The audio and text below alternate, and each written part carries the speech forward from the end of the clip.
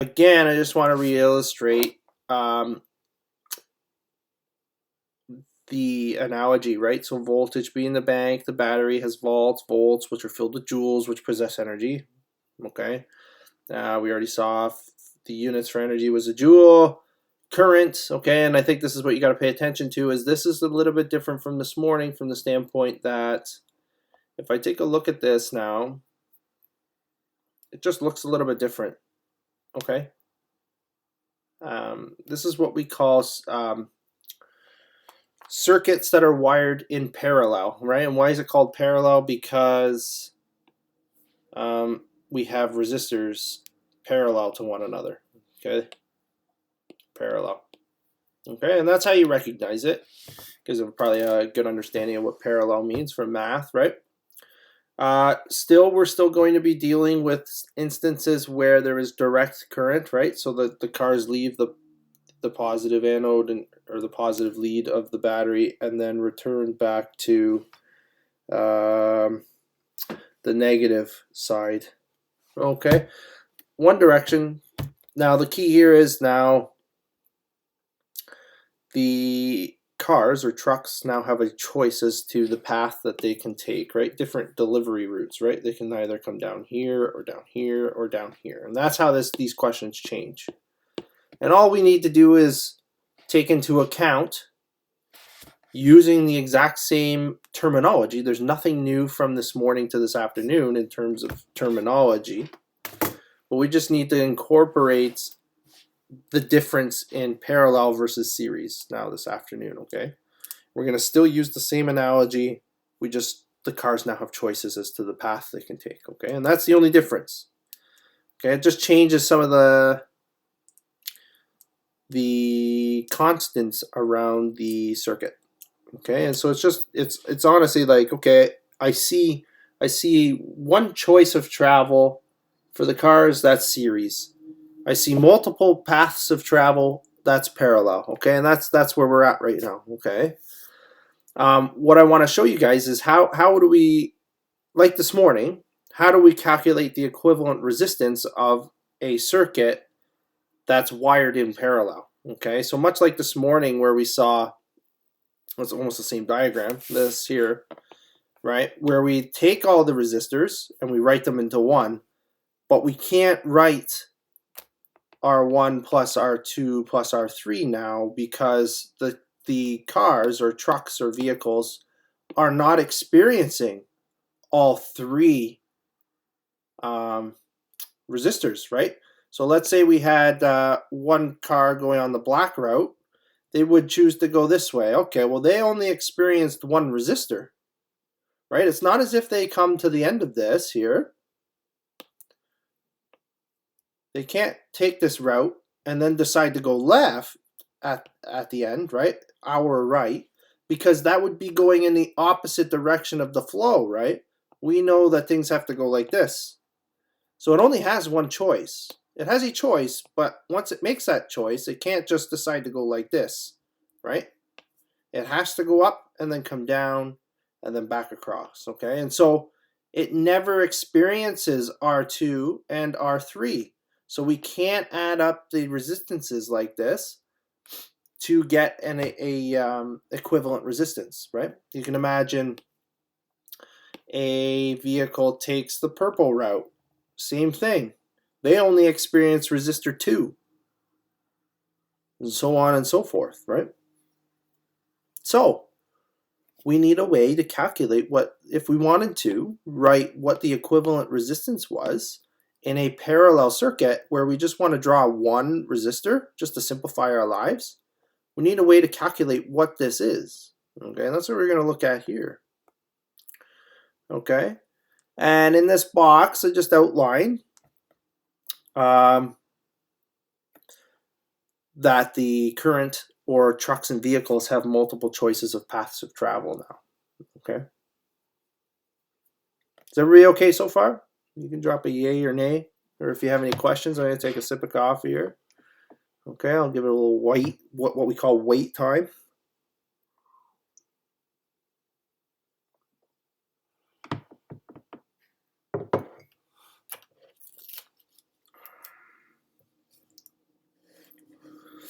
Okay. So our friend Kirchhoff, he also had some laws for these scenarios as well. Okay, and what he says is, and again, if you were just to read this as potential energy, doesn't mean as much. But if we think to our car analogy, what Kirchhoff says is for a circuit wired in parallel, the vehicles obviously all leave the bank or the battery with the same amount of potential energy, right? That has not changed. So when the cars leave here, they leave with all, let's say, I don't know, 12 volts or something, right? Now, it's when they arrive at the first junction that they get to choose to go this way or this way. But one fundamental thing is true about always cars that return back to the battery. They always have to lose all 12 volts. Doesn't matter what path they take, but they have to lose all 12 volts. So it doesn't matter if the car decides to bypass the first route and go on to the second one. After they experience this rough road, they still have to lose all 12 of their joules of energy, right? And so on and so forth. Doesn't matter how many of these things you have wired in parallel. It's always true that in order to return back to the battery, you have to lose all 12 of your joules, right? Or all of your potential energy, okay? And so that's what Kirchhoff said with his parallel circuits law, right? For the voltage in a parallel circuit, it has to be equal across all the paths, right? Where we have to lose all our joules of energy in order to return back to the battery or bank, okay? I think maybe I had some text there. I did. Okay, so let me just write down some stuff, okay? I'll just put it on text so that's here. So each loop, or each path, I say, each path / route gets all the voltage. Okay? That just means every path that you take, you get 12 volts, okay? And then remember, this is a little bit of a lengthy one, okay, so just bear with me. Remember, every car gets voltage from the battery.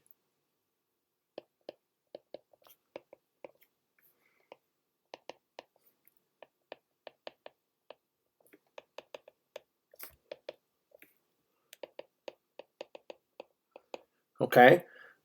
They must lose that voltage before returning to the battery, regardless of the path. Lose that, we'll say potential, and we'll put in brackets voltage, before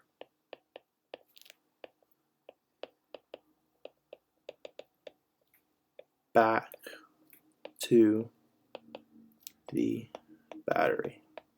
Okay, does anybody have any problems with Kirchhoff's voltage law with that one? Okay, it just says that if you hook up a 12 volt battery, all the electrons that go through that circuit, regardless of which path they take, have to lose those 12 volts of potential energy before they return back to the battery.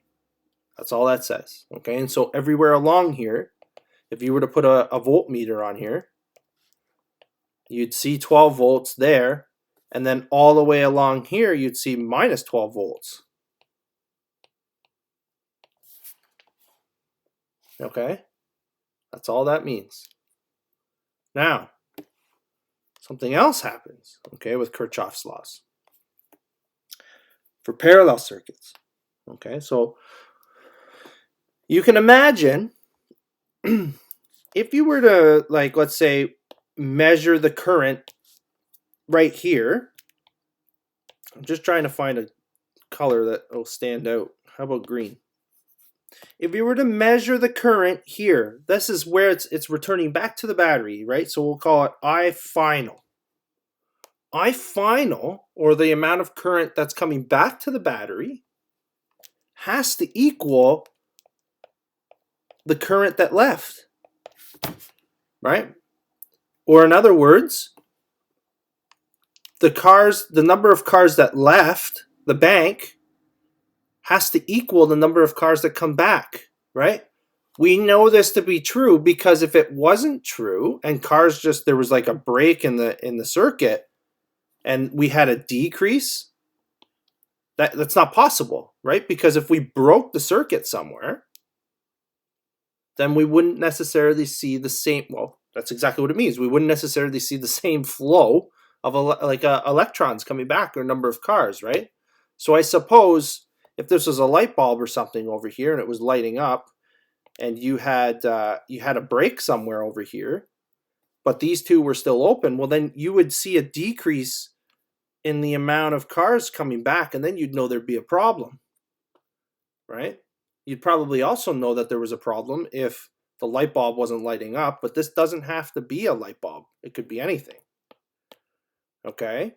And so the biggest thing here is that the cars now have choice, but it doesn't mean that they just can't return, or they don't return back to the battery, right? They have to come back. So it doesn't matter if they go path 1, path 2, or path 3. They all have to merge back after to return back to the battery. And so Kirchhoff's current law says that in parallel, to figure out how much current is in the entire system, we can add up the number of vehicles on road 1, road 2, and road 3. That has to be the total number of cars on the road. Okay, that's different from this morning when they only had one choice, right? And so that was easy, right? Because the cars literally, they only had one choice. They all have to be here. There's no option there, okay? It's starting to rain pretty good at my house. That's what I'm hearing. Okay. So I just want to write a little note here as well. Okay, we'll say current or cars and trucks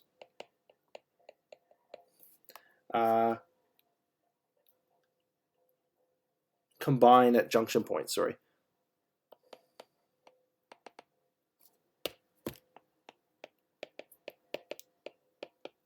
Okay, and the junction point we'll call here. Right, they're all going to meet, or even right there, right? They're all going to meet right there. It'll be like almost a traffic jam here, right? We got all these cars coming this way, and then you got these guys coming here, and then they have to turn right, okay? Is everybody okay? Before I go to the resistance side of things. Again, I really like the analogy, because even in explaining this sometimes in my head, I'm like losing track of what voltage is versus like current or like resistance, right? And in my subconscious, I'm hearing myself say, like I say the word resistance, but I'm hearing in the back of my head rough road, and I know what that means, right? The same thing with joules of energy. As soon as I say joules of energy, I picture like diamond jewels sitting in a vault in a bank, right? And so this analogy just makes the connections with the actual content in the physics, right? Now there is one thing it's missing in my note, but it's not in yours. I fixed it. 1 over R parallel is equal to all of this.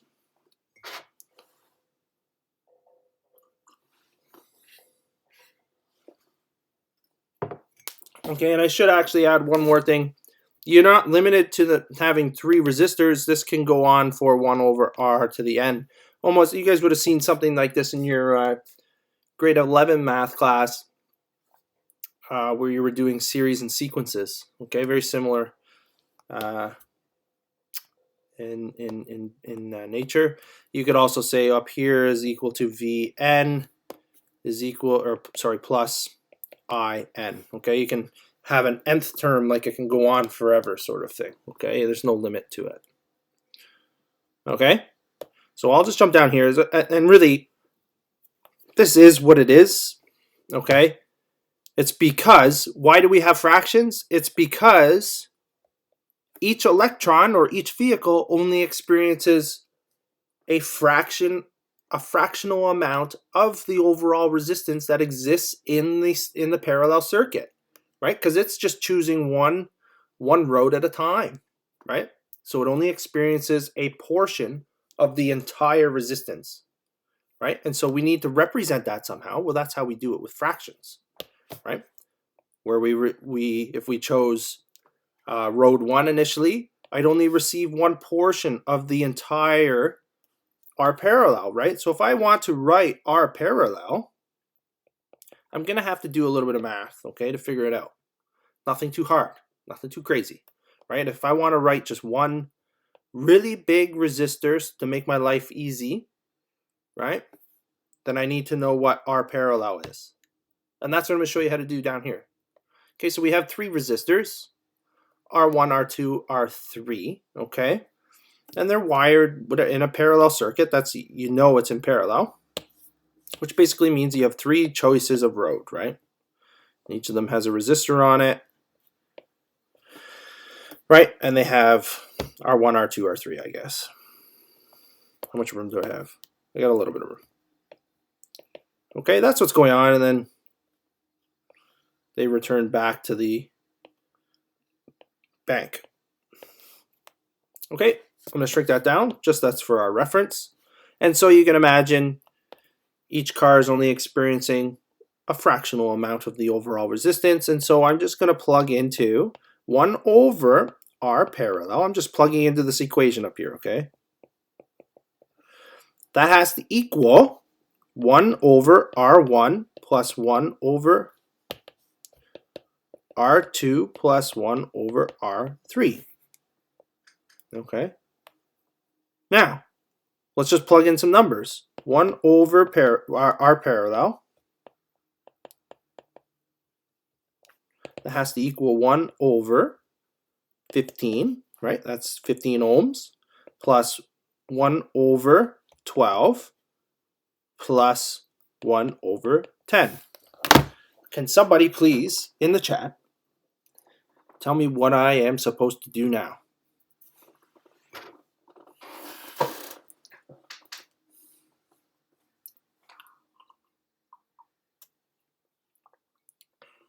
If you had to take a guess as to what it is you're supposed to do next, what is it going to be?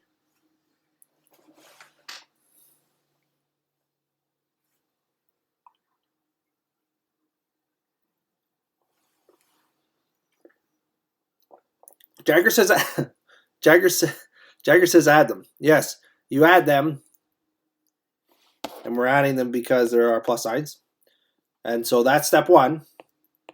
But the problem is, how do I add things with different denominators? I got to create a common denominator, and that's what Willow alluded to. Okay, so that's what we need to do. We need to find the common denominator between all 3 of these numbers, or what's common. What's the first common multiple that all 3 of those numbers hit? Okay, and then you can find, once they're the same, you can add them together. So let's do that.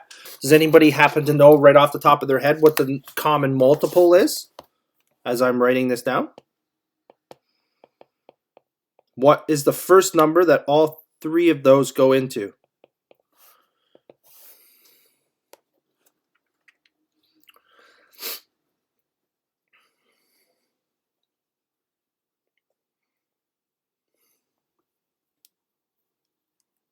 Okay, Eva says 60. It's 60. Yep.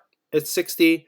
Now the question you have to ask yourselves is, if I want to get a 60 in the denominator of each of these, what do I have to multiply each of them by to get 60? Well, in the first one, you know you have to get from 15 to 60, you have to multiply by 4. Okay, and so for